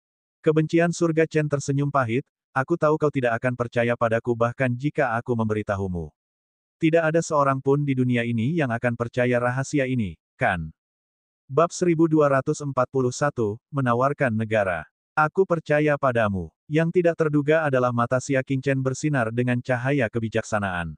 Kalau begitu, biarkan aku pergi. Chen Tianhu terkejut. Aku bukan orang jahat. Xia Qingchen mengulurkan 3 jari. Bergabunglah dengan kekuatanku selama setahun. Setelah 1 tahun, kau dapat pergi sesuka hatimu. Itulah syarat-syarat untuk membebaskannya. Chen yang membenci surga menggertakkan giginya dan setuju. Kita telah terperangkap selama 20 tahun, jadi aku tidak keberatan terperangkap dalam kekuatan selama setahun lagi. Menepati janjimu, Xia Qingchen tidak punya cara apapun untuk menahan seorang ahli super seperti Chen kebencian surgawi yang tidak kalah dengan Kaisar Iblis. Perkataan orang tua ini bagaikan paku di peti mati. Kata pejabat kebencian surga. Kaca, pedang Xia Qingchen diayunkan, dan semua rantai di tubuh Chen kebencian surgawi pun putus. Kebencian surga Chen mendarat di tanah dan kakinya menginjak sangkar yang sangat keras, meninggalkan 2 penyok yang dalam. Hahaha, hahaha, hahaha. Tianhe Chen tertawa, akhirnya aku bebas. Xia Qingchen menatap tubuh yang penuh penyok setelah dipenjara selama bertahun-tahun. Kamu perlu memulihkan diri untuk sementara waktu. Dia bisa merasakan bahwa meskipun kultivasi pejabat dendam surga tinggi, tubuhnya telah rusak dan dia tidak dapat menggunakan banyak kekuatannya. Dia mungkin bahkan tidak sekuat Pangeran Liang. Aku akan kembali ke puncakku paling lama dalam 3 bulan. Kebencian surga Chen mengepalkan tinjunya dan udara di sekitarnya meledak. Begitu aku pulih, aku akan dapat mengakhiri permusuhanku dengan Pangeran Liang. Ayo pergi, kata Xia Qingchen acuh tak acuh. Dia melangkah pergi, dan ketika dia melewati pulau nomor 2, memang ada elit bulan tengah bersembunyi di sana. Aku penasaran di kandang mana kau dikurung. Ternyata, 6 master istana kipas membiarkanmu berkeliaran di penjara jantung api penyucian sendirian. Suara jahat terdengar dari bayangan di sudut. Seorang pria setengah baya kekar dengan rantai di dada dan punggungnya serta ekspresi jahat di wajahnya berjalan keluar. Dia mengamati Xia Qingchen dari ujung kepala sampai ujung kaki dan menjilat bibirnya. Tahanan itu melarikan diri tanpa izin. Sebagai seorang penjaga, aku berhak menghukummu. Xia Qingchen berjalan perlahan. Jika kau tidak ingin mati, pergilah menjauh. Jangan cari masalah. Lelaki berwajah jahat itu tertawa, apakah kau pikir ini dunia luar? Aku tidak berani menyentuhmu di luar, tetapi di dalam hati api penyucian, tidak akan ada yang peduli bahkan jika kau berteriak hingga serak. Aku tidak bisa berpura-pura tidak mendengarnya. Dengus dingin yang dipenuhi amarah terdengar dari kabut di belakang Xia Qingchen. Tawa orang jahat itu berakhir tiba-tiba seolah-olah telah terputus. Dia menatap sosok yang berjalan keluar dari kabut, dan pupil matanya mengerut tajam. Kau. Dia belum pernah melihat wajah asli Chen Sang kebencian surga, tetapi dialah satu-satunya yang bisa keluar dari sel 1. Hehe, kamu sudah mengawasiku selama bertahun-tahun, tapi kamu bahkan tidak tahu siapa aku. Chen yang membenci surga berjalan keluar dengan kedua tangan di belakang punggungnya. Pandangannya tertuju pada laki-laki jahat itu, yang bagaikan katak yang ditatap oleh ular air, tidak berani bergerak. Dia menelan ludahnya dan pikirannya menjadi kosong. Nak, bagaimana kita harus menghadapi orang ini? Tanya Chen, sang kebencian surgawi. Xia Qingchen melirik tangan kanannya dan berkata dengan tenang, potong tangan kanannya. Karena tangan itu pernah melukai leher penyihir bermata ungu itu. Sosok pejabat kebencian surgawi itu bagaikan ilusi saat dia melewati pria yang tampak jahat itu, dan lengan kanan pria itu terputus dari bahunya. Pria jahat itu memegang bahunya, wajahnya pucat karena kesakitan, tetapi dia menggigit bibirnya dan tidak berani mengeluarkan suara kesakitan. Xia Qingchen bahkan tidak memandangnya. Dia berjalan ke pintu keluar dan mengikuti tangga, meninggalkan api penyucian dan melihat cahaya matahari lagi. Sinar matahari yang menusuk membuat Xia Qingchen memejamkan matanya pelan-pelan. Namun, teriakan yang seakan mengguncang bumi dan gunung terdengar di telinganya. Selamat datang kembali, Tuan Xia. Selamat datang kembali, Tuan Muda Xia. Suara yang sama bergema di langit dan di tanah. Dia membuka matanya sedikit dan melihat Raja Zongyun memimpin 12 elit bulan tengah. Mereka menangkupkan tinju dan berteriak serempak. Di langit, 3.000 wanita cantik berlutut dengan satu kaki dan berteriak serempak. Selamat datang kembali, Tuan Xia. Zulong menangkupkan tinjunya dan membungkuk. An Yue, selamat datang kembali, Tuan Muda Xia. Peti mati hitam di awan gelap mengucapkan selamat kepadanya dengan suara serak. Keluarga Tingsui menyambut kembalinya Tuan Muda Xia. Sedan pengantin di langit juga mengucapkan selamat kepadanya. Di luar rumah besar itu, ribuan orang dan warga berteriak satu demi satu. Kami menyambut kembalinya Tuan Muda Xia. Selamat datang kembali, Tuan Muda Xia. Selamat datang. Di belahan dunia ini, segalanya sunyi. Yang tersisa hanyalah suara sambutan tiada henti yang bergema dalam ruang dan waktu saat ini. Xia Qingchen mengamati sekelilingnya. Matanya yang dingin memancarkan tatapan tenang yang seolah-olah memandang rendah dunia. Dia jelas-jelas seorang tahanan, tetapi saat ini, dia seperti seorang raja yang telah kembali, mengejutkan dunia. Dia mengangkat tangannya dan membungkuk ke segala arah. Kami tidak bekerja keras. Orang-orang di luar pintu tertawa. Raja Zongyun tertawa terbahak-bahak dan mengepalkan tinjunya. Tuan Muda Xia, kita bertemu lagi. Xia Qingchen menatapnya dan mengepalkan tangannya dengan sungguh-sungguh. Terima kasih, Raja Zongyun. Dulu, Xia Qingchen pernah menerobos masuk ke ibu kota dan seharusnya dihukum mati. Namun, Raja Zongyun menghargai bakat Xia Qingchen dan membiarkannya pergi. Sekarang, dikatakan bahwa dia telah diperlakukan tidak adil di wilayah dingin, dan dia telah memimpin kekuatan teratas di wilayah Zongyun untuk menyelamatkannya secara langsung. Ucapan terima kasih yang sederhana tidak cukup untuk mengungkapkan rasa terima kasihnya. Tuan Muda Xia, tidak perlu bersikap begitu sopan. Raja Zongyun menarik napas dalam-dalam lalu mengeluarkan sebuah jubah hitam terlipat yang bertahtakan totem ular piton. Tuan Muda Xia, katanya sambil mengulurkan kedua tangannya. Saya dengan sungguh-sungguh mengundang Anda untuk bergabung dengan wilayah Zongyun. Mulai sekarang, Anda akan menjadi markis ke-10 dari wilayah Zongyun. Begitu kata-kata itu diucapkan, dari Pangeran Liang sampai rakyat biasa, semua orang terkejut. Raja Zongyun datang secara pribadi untuk mengundang Xia Qingchen bergabung dengan alam Zongyun. Mereka dapat memahami hal ini. Jika tidak, mengapa Raja Zongyun datang jauh-jauh ke sini? Namun, demi menarik Xia Qingchen agar bergabung ke alam awan tengah, mereka malah menganugerahinya gelar Markis. Apa itu Markis? Itu adalah hadiah tertinggi yang hanya dapat diterima oleh para tetua pendiri yang telah menyelamatkan negara selama bertahun-tahun di wilayah Zongyun. Selama mereka menjadi Markis, mereka dapat memerintah suatu wilayah kekuasaan, mengendalikan 100.000 pasukan, dan keluarga mereka akan diwariskan dari generasi ke generasi. Keluarga super sesungguhnya di wilayah Zongyun berasal dari 9 markuise. Dari segi status, dia bahkan lebih tinggi dari penguasa Istana Alam Dingin. Akan tetapi, sudah setidaknya 300 tahun sejak markis baru ditambahkan. Xia Qingchen saat ini belum memberikan kontribusi apapun, dan dia sudah dianugerahi gelar markis ke-10 oleh Raja Zongyun saat ini. Tidak peduli seberapa hebat reputasi Xia Qingchen sebagai dewa perang, dia seharusnya tidak layak menerima hadiah sebesar itu dari alam awan tengah, bukan? Akan tetapi, jika mereka hanya terkejut pada saat ini, apa yang dikatakannya selanjutnya akan menghancurkan akal sehat mereka. Selain itu, jika kamu mengganti nama keluargamu dan mengambil nama keluarga Fan dari keluarga kerajaan wilayah Zongyun, aku akan menjadikanmu pewaris tahta. Saat aku meninggal, wilayah Zongyun akan menjadi milikmu. Semua orang di dalam dan luar arena terkesiap. Bahkan lelaki tua dalam peti mati dan pendeta naga lilin di kediaman Launan pun terkejut dengan janji Raja Awan. Pangeran Liang terdiam, Raja Zongyun, kau gila. Xia Qingchen hanyalah seorang junior. Paling-paling, dia memiliki sedikit bakat, tetapi kau benar-benar rela mengeluarkan biaya berapapun untuk memenangkan hatinya. Bab 1242, bergabung dengan kota Zongyun. Seorang markis sudah cukup untuk menyebabkan gempa bumi besar di wilayah Zongyun. Bukankah wilayah Zongyun akan kacau balau jika dia menjadi pewaris tahta? Jika itu terjadi, bagaimana mungkin para pangeran dan putri wilayah Zongyun membiarkannya begitu saja? Setelah Raja Bintian dari Zongyun, mereka pasti akan melancarkan perang salib melawan Xia Qingchen. Sejak saat itu, wilayah Zongyun akan jatuh ke dalam kekacauan yang tak berujung. Dia bercanda tentang nasib bangsa alam awan tengah. Mengatakan dia gila adalah suatu kehormatan. Tindakannya sungguh gila. Hahaha, hahaha. Raja Zongyun tidak dapat menahan tawa. Kamu hanyalah seorang raja yang buta dan bodoh. Apa hakmu untuk menudingku? Dalam hal haus akan bakat, dalam hal bakat yang tajam, dia 10 kali lebih baik dari Pangeran Liang. Apakah menurutmu Tuan Xia hanyalah orang biasa yang berbakat? Raja Zongyun tidak takut Pangeran Liang akan mengetahuinya.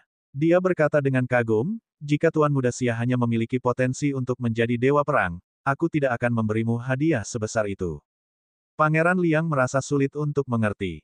Xia Qingchen hanya memiliki sedikit bakat sebagai dewa perang. Terlebih lagi, itu semua karena dia yang mempromosikan dan menempatkan Xia Qingchen pada posisi penting, sehingga Xia Qingchen mempunyai kesempatan untuk menunjukkan bakatnya. Dia benar-benar tidak dapat menggambarkan betapa hebatnya Xia Qingchen. Raja Zongyun tertawa lega dan menepukkan telapak tangannya ke arah 9 surga. Pipi, jejak telapak tangan yang kuat terbang ke angkasa dan menyebarkan awan. Pangeran Liang mengerutkan kening. Tidak ada yang istimewa dari telapak tangan ini. Itu hanya lebih kuat dari kekuatan alam bulannya. Tetapi adegan berikutnya menyebabkan pupil Pangeran Liang mengerut. Di kedalaman 9 langit, busur petir setebal ibu jari langsung datang berlawanan arah dengan jejak telapak tangan. Raja Zongyun sudah siap dan menghindar tepat waktu. Tempat di mana dia berdiri langsung hangus oleh petir. Asap putih dan bau menyengat memenuhi udara.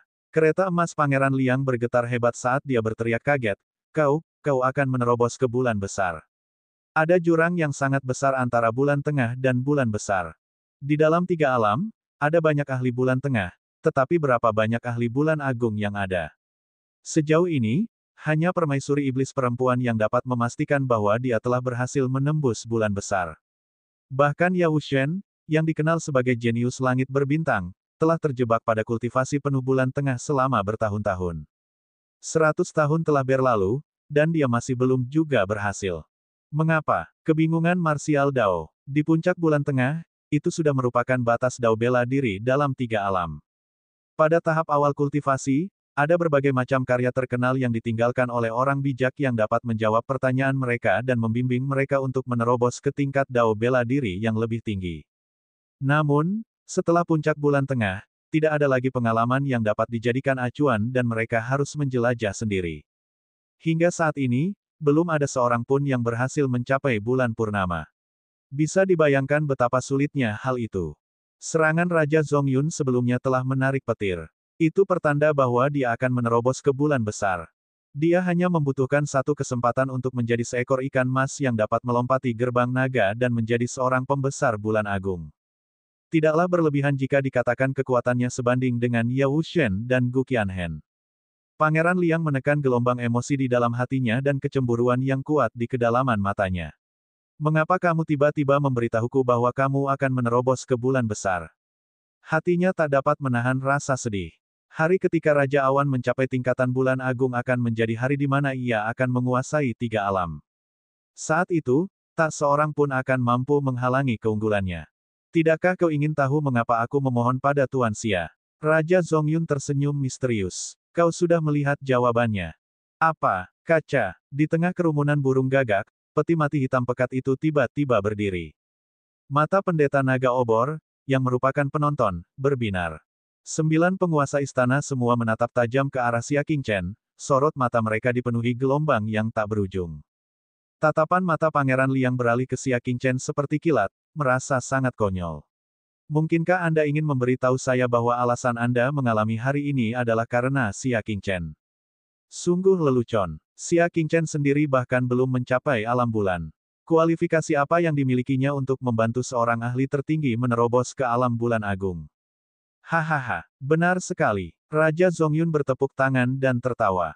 Jawaban guru Xia di wilayah Zongyun telah mencerahkanku. Katanya.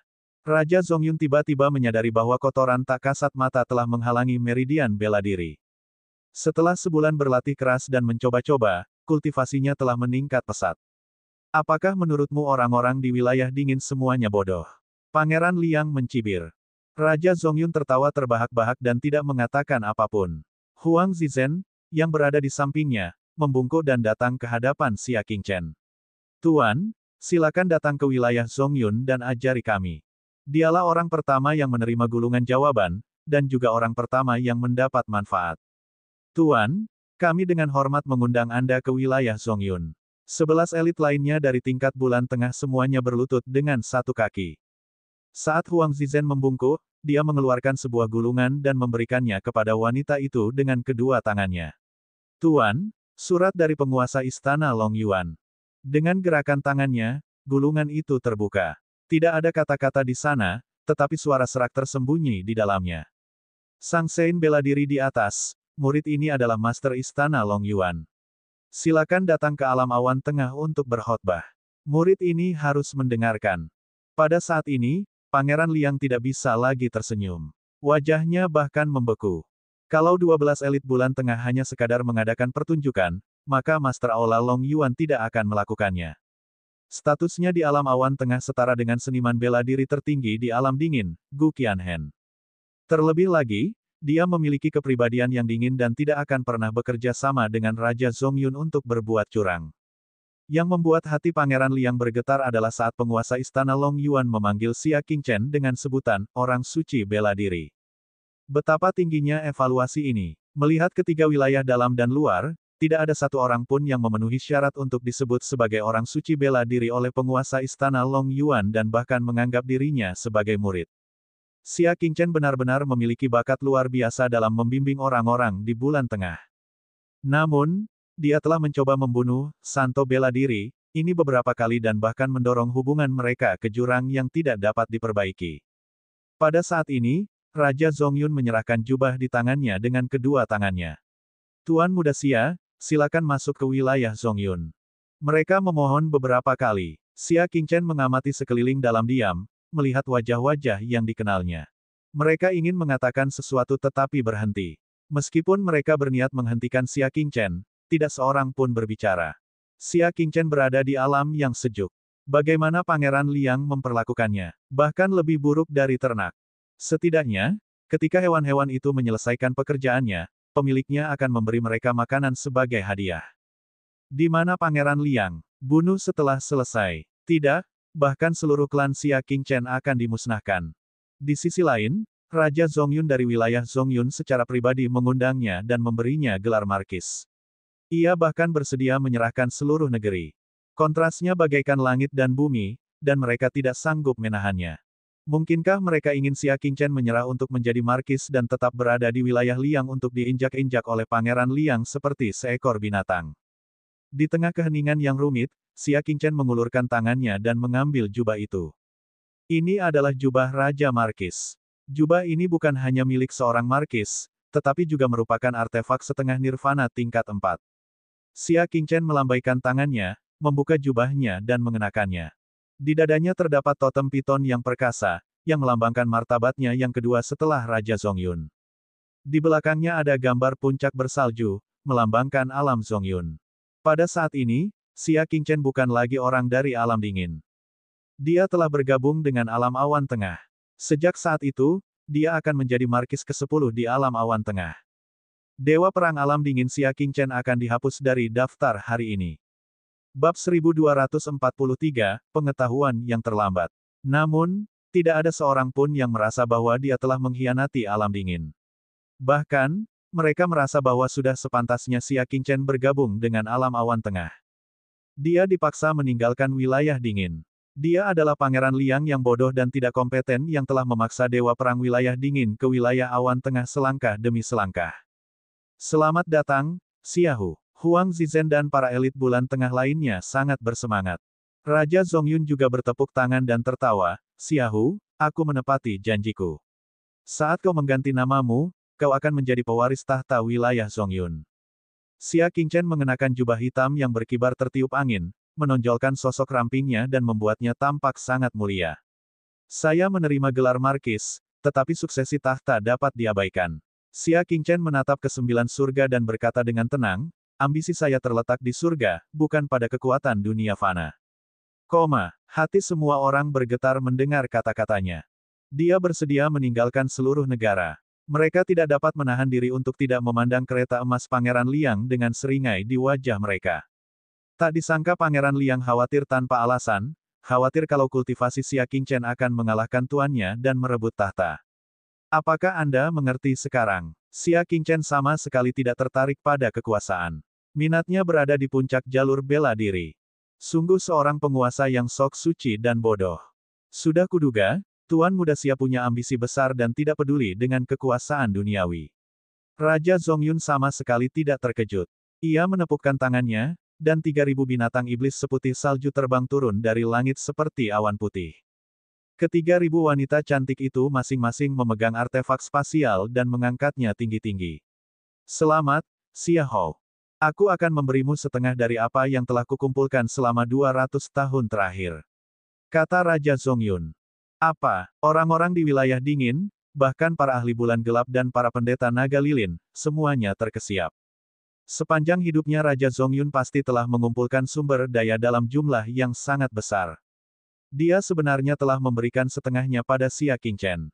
Xia Qingchen ragu-ragu. Hadiah ini agak terlalu berharga.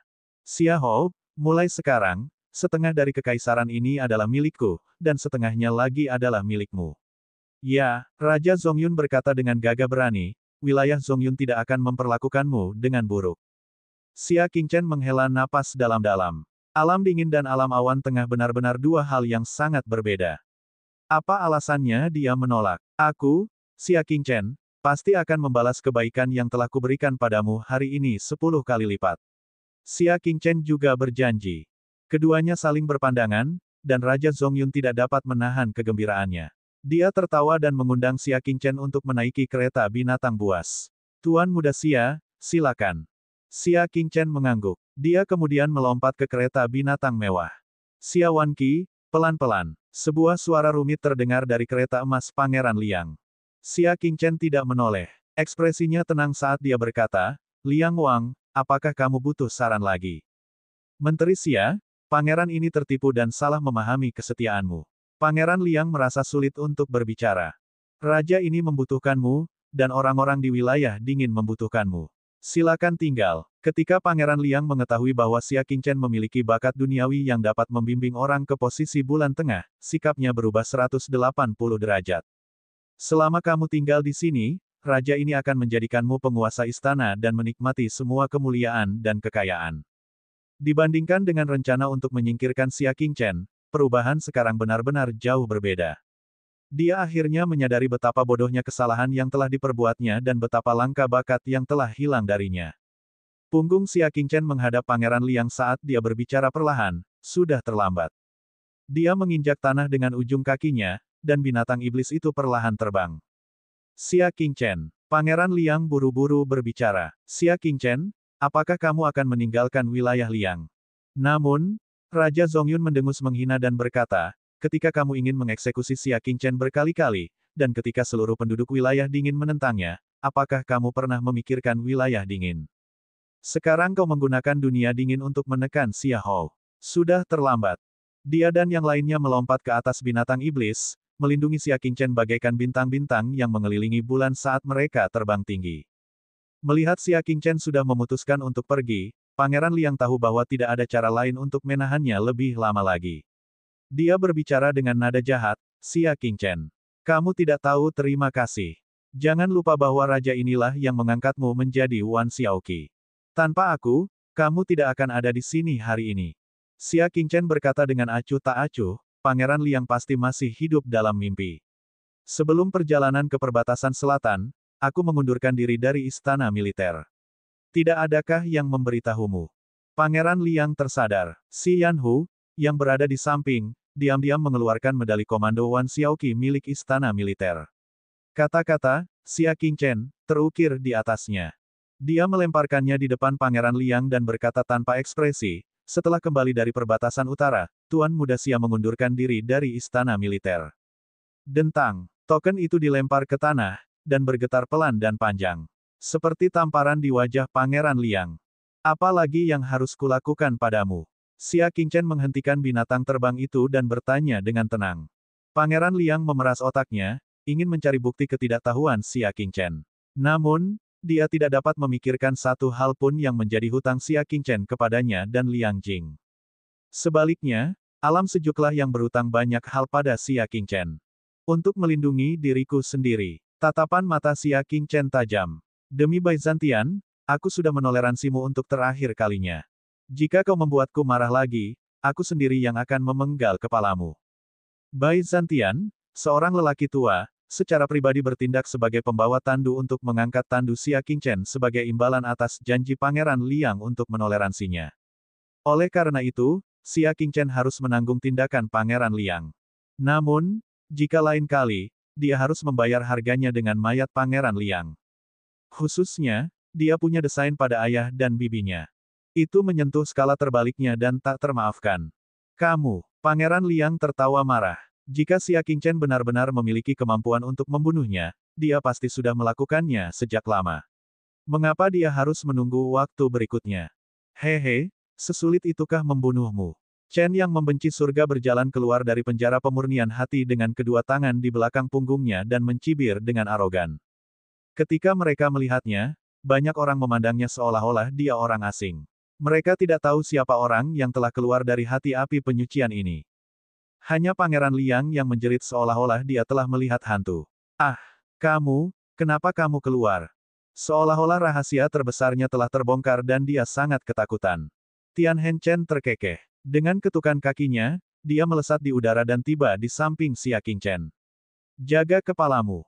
Ledakan. 3.000 binatang iblis seputih salju menarik 1.000 kereta binatang dan pergi dengan cara yang megah, meninggalkan pemandangan indah yang tak terlupakan. Ekspresi Pangeran Liang berubah drastis saat dia mengepalkan tinjunya. Bagaimana dia bisa membiarkan orang itu keluar? Xia Qingchen, apakah kamu ingin bertarung sampai mati dengan raja ini? Ketika para penonton mendengar ini, mereka mencibir dalam hati mereka. Anda hampir memusnahkan seluruh umat manusia, dan Anda masih tidak membiarkan orang-orang menjadi musuh hidup dan mati Anda. Itu semua berkat pandangan jauh ke depan Byzantian sehingga dia meminta Xia Qingchen untuk bersabar kali ini. Kalau tidak, dengan kekuatan Raja Awan di bulan tengah ke-12 dan lelaki tua tak dikenal tadi, membunuh Raja Liang akan semudah membalikkan telapak tangan. Tuan, apakah kalian sudah menemukan orang tua Xia Qingchen? Di luar istana, seorang pemimpin pengawal yang sedang menjalankan misi untuk menangkap para pengawal bergegas maju.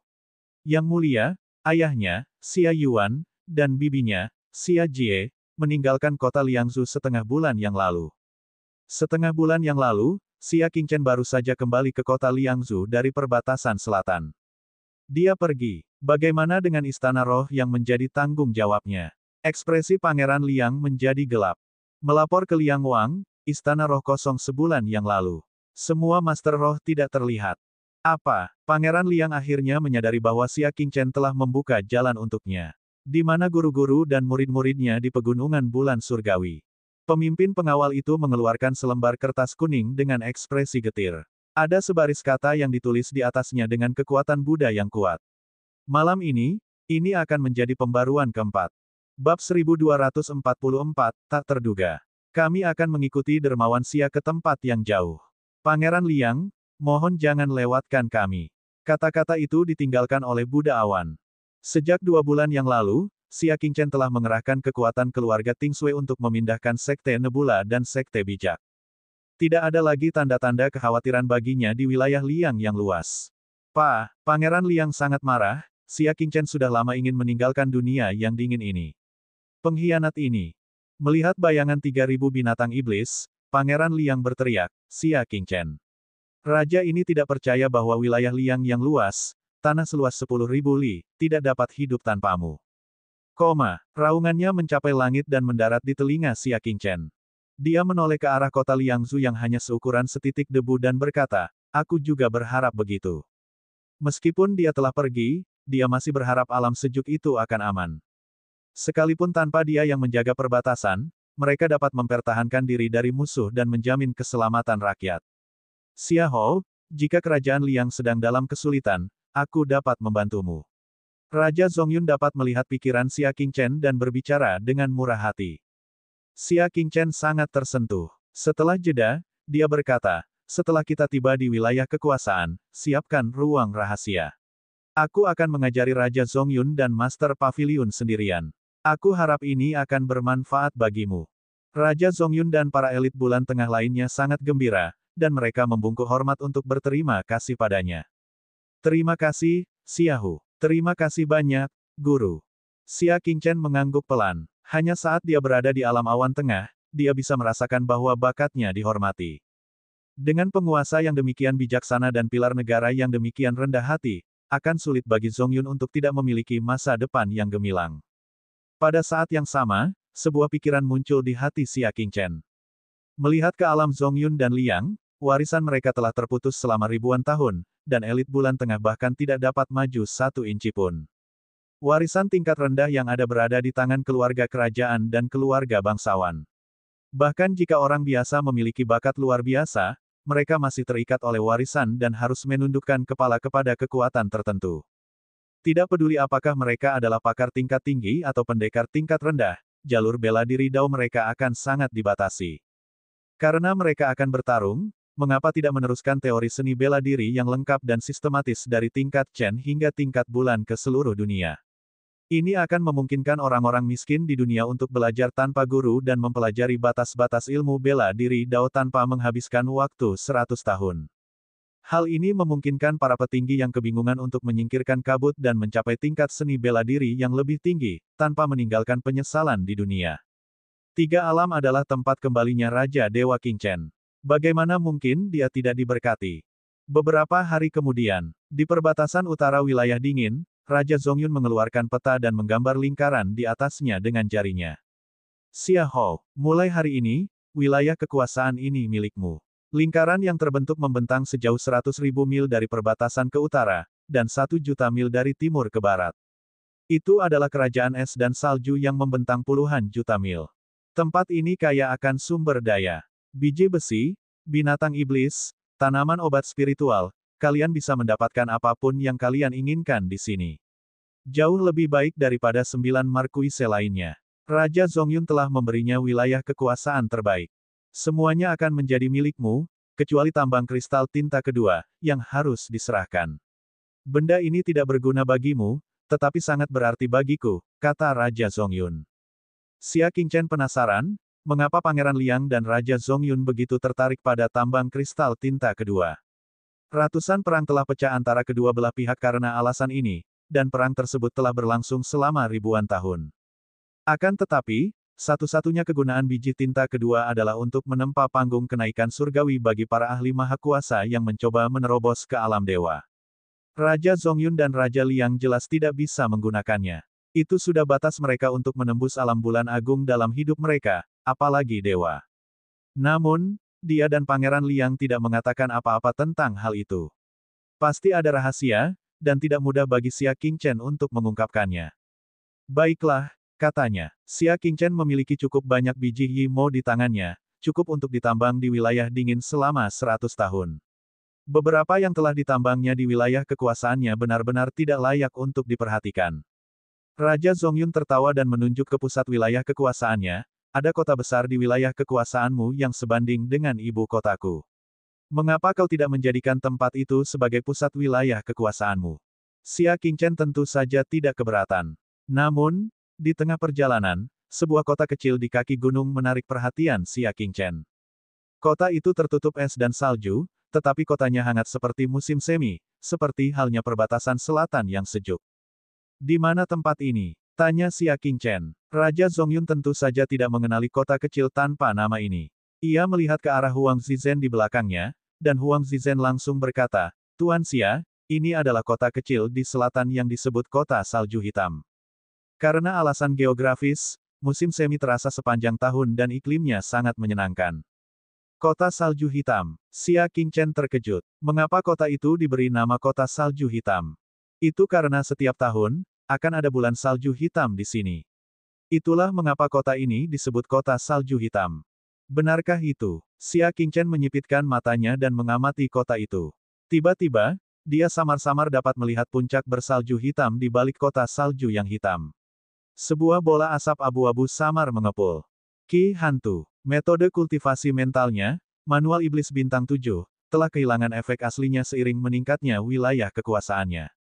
Xia Qingchen sudah lama ingin mengolah seni jantung hantu. Hanya saja, seni jantung ini membutuhkan ki hantu yang padat sebelum bisa diolah. Tempat yang dapat memelihara ki hantu sangatlah langka. Pertama-tama, itu harus menjadi medan perang di mana sejumlah besar orang telah tewas dan tidak melihat matahari selama ribuan tahun. Melihat puncak yang diselimuti salju hitam itu lagi, karena medannya, satu sisinya tidak terkena matahari selama bertahun-tahun, dan asap hitam kadang-kadang mengepul keluar dari sana. Tempat ini jelas merupakan medan perang kuno. Semua orang, Xia Qingchen sangat bersemangat. Semua orang, harap tunggu sebentar. Dia melompat ke puncak gunung dan meracik pil di tempat, menyerap ki hantu yang naik dari gunung. Saat dia menyerapnya, ki hantu yang tersembunyi di gunung menyembur keluar seperti letusan gunung berapi, menutupi langit dan bumi. 2 jam kemudian, seluruh ki hantu di gunung telah diserap. Di depannya, ada 100 botol pil. Khasiat obat dari pil itu tentu saja tidak layak disebut. Namun, ki hantu yang diserap darinya adalah kunci bagi Xia Qingchen untuk mengembangkan seni kultivasi mental yang baru. Apa? Xia Hou juga seorang alkemis. Raja Zongyun merasa heran. Wajah Huang Zizhen juga dipenuhi dengan keterkejutan. Xia Hou benar-benar pandai menyembunyikan kekuatannya. Raja Zongyun menunjukkan senyum tipis. Ada bakat surgawi di wilayah Zongyun. Ketika utusan negara dewa datang, dia akan merasa puas. Mata Huang Zizhen dipenuhi rasa iri saat dia berseru, kerajaan surgawi. Hanya para dewa yang bisa mencapainya. Untuk bisa menjadi elit bulan tengah, siapakah di antara mereka yang bukan seorang jenius yang namanya menggemparkan dunia saat mereka masih muda? Akan tetapi, kaum jenius tidak memenuhi syarat untuk memasuki kerajaan surgawi. Hanya orang-orang dengan bakat seperti dewa yang memenuhi syarat. Bakat-bakat surgawi yang disebut melampaui manusia biasa dan berada di atas orang-orang terpilih. Di mata para utusan bangsa dewa, mereka yang menduduki peringkat teratas di antara para jenius adalah para jenius biasa. Bagi mereka, mereka semua adalah manusia biasa. Hanya mereka yang mampu mengalahkan rekan-rekannya dan membuat mereka mengaguminya yang dianggap jenius. Sudah bertahun-tahun sejak bakat surgawi lahir di alam awan tengah. Namun, di wilayah yang sejuk, 4 klan besar yang legendaris sesekali akan muncul. Xia Qingchen menyimpan pil obat itu dan kembali ke punggung binatang iblis itu untuk meneruskan perjalanannya. Pada saat yang sama, kota Liangzhu, platform pengamatan Buddha. Wanita suci yang tenang dan iblis bermata ungu saling memandang. Yang terakhir tampak santai dan berkata, Xia Qingchen diselamatkan oleh Raja Zongyun. Bukan kamu yang melakukannya. Aku tidak bisa memberimu Buddha setan hitam bermata banyak. Sungguh mengejutkan. Wanita suci Wang Qing mengernyitkan alisnya. Dia masih saja tak terduga setelah bertahun-tahun.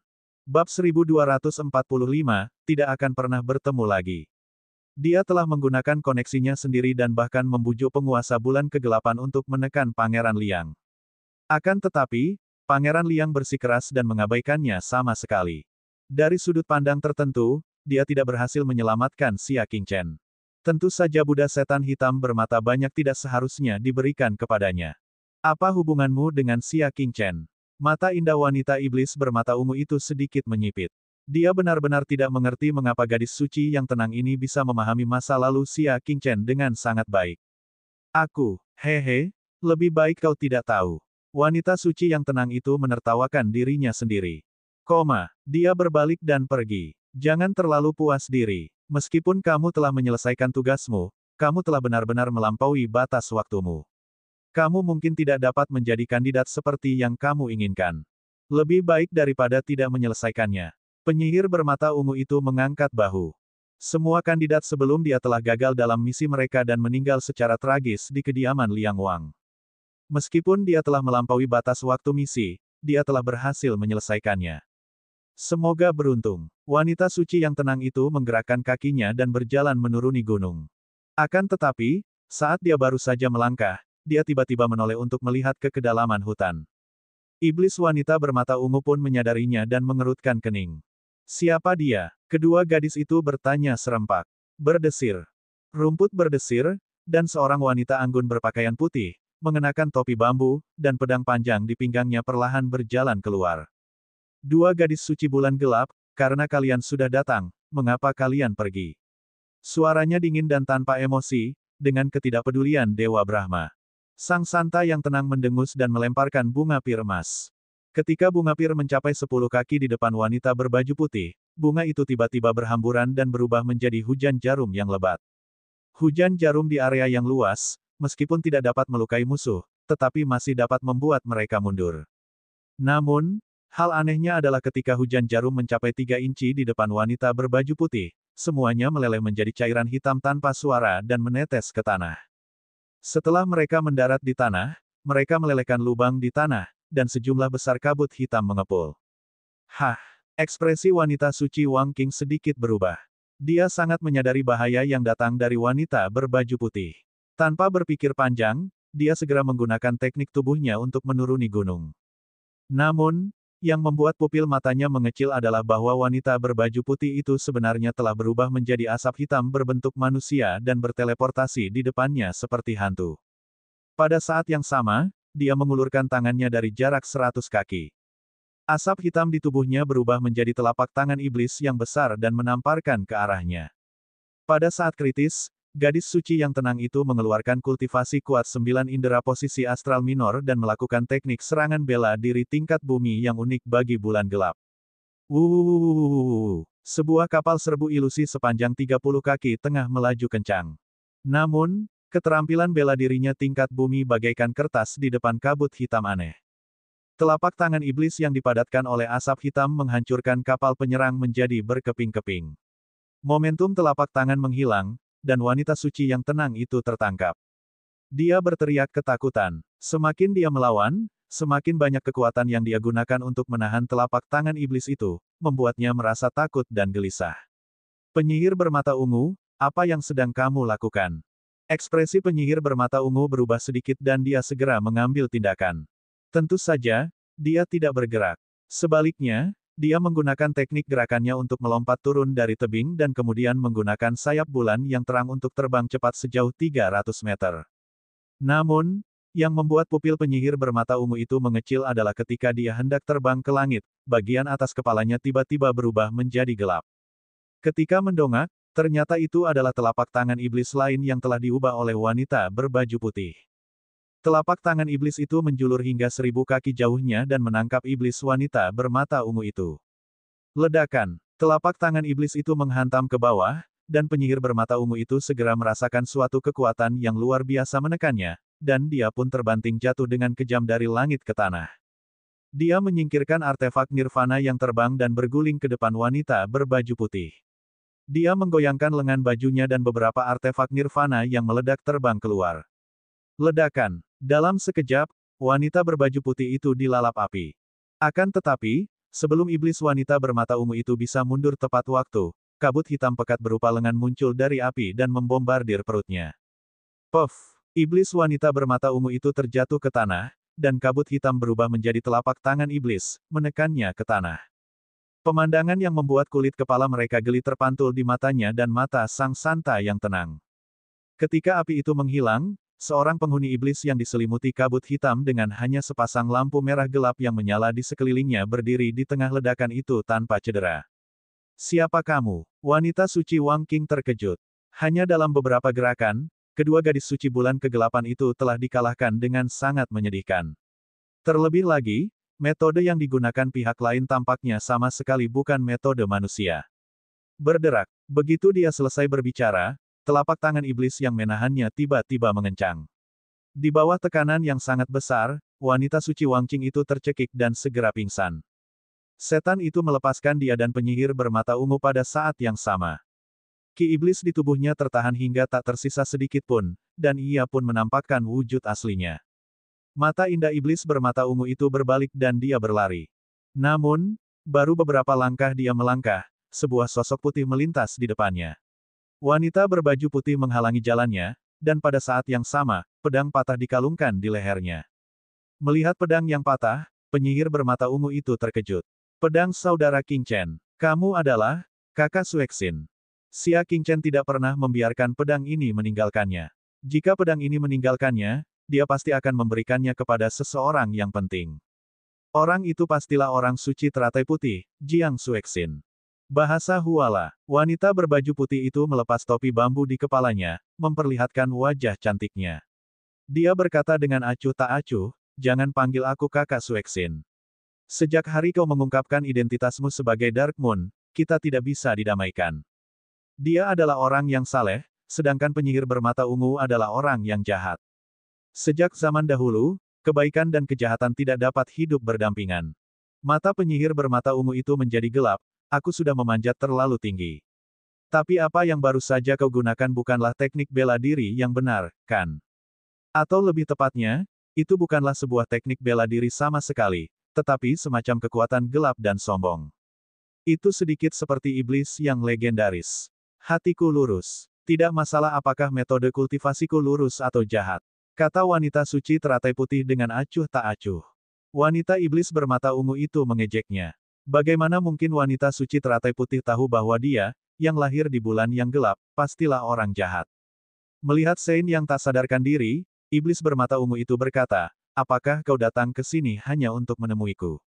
Dentang. Sang Dewi teratai putih menyarungkan pedang patahnya dan berkata, lumayan. Aku sudah menunggumu muncul. Dia selalu ragu apakah iblis bermata ungu itu benar-benar mati, terutama tanggal yang belum selesai di panggung pemujaan Buddha dan hadiah yang dibuat dengan sepenuh hati dan jiwanya. Di dunia ini, selain iblis bermata ungu itu, dia tidak dapat memikirkan wanita lain yang akan diam-diam memperlakukan Xia Qing Chen dengan begitu baik. Mendengar ini, penyihir bermata ungu itu menundukkan kepalanya dengan perasaan bersalah. Aku seharusnya tidak muncul. Gara-gara aku hampir menyebabkan kakak Qing Chen meninggal. Aku seharusnya membunuhmu, kata wanita suci teratai putih.